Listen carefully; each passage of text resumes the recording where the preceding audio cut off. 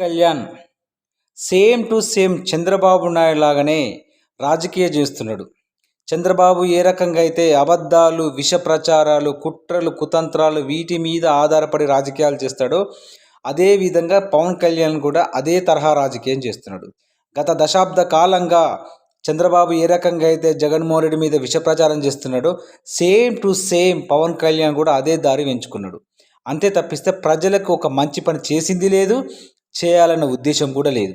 కేవలం అధికారాన్ని అనుభవించడం కోసం మాత్రమే అతడు పొత్తులు పెట్టుకోవడం, ఆ పొత్తులతో వచ్చిన అధికారాన్ని ఎంజాయ్ చేయడం. అంతకు మించి ప్రజలకు ఒక మంచి పని చేసింది ఏది లేదు. ఈ 15 మంత్స్లో ప్రజలకు చేసిన ఒక మంచి పని అంటూ ఇట్లా వేళ్ళ మీద కూడా మనం లెక్క పెట్టలేం.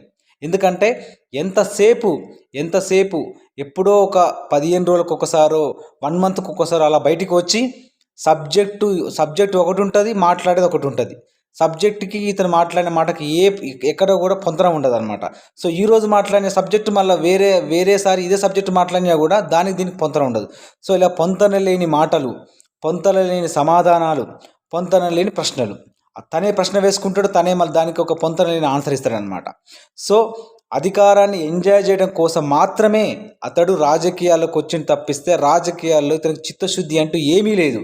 ఎందుకంటే 30,000 మంది అమ్మాయిలు వాలంటీర్స్ ద్వారా హ్యూమన్ ట్రాఫికింగ్కు గురయ్యారని చెప్పి ఆ రోజు విష ప్రచారం చేసిన ఈ పవన్ కళ్యాణ్ ఇప్పటి వరకు వాడి గురించి ఒక మాట మాట్లాడలేదు.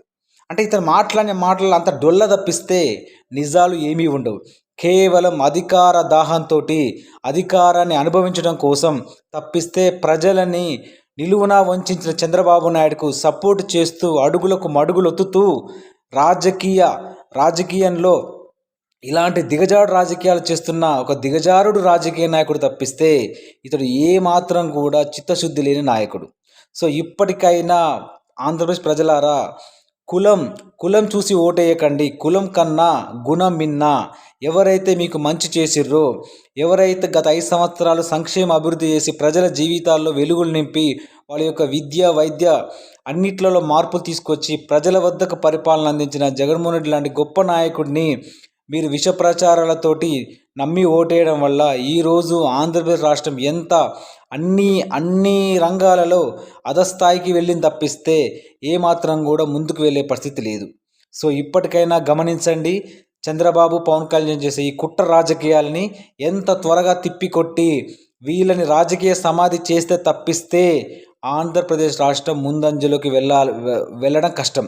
సో ఇకనైనా గమనించండి వీళ్ళ యొక్క నీచ నికృష్ట రాజకీయాలని.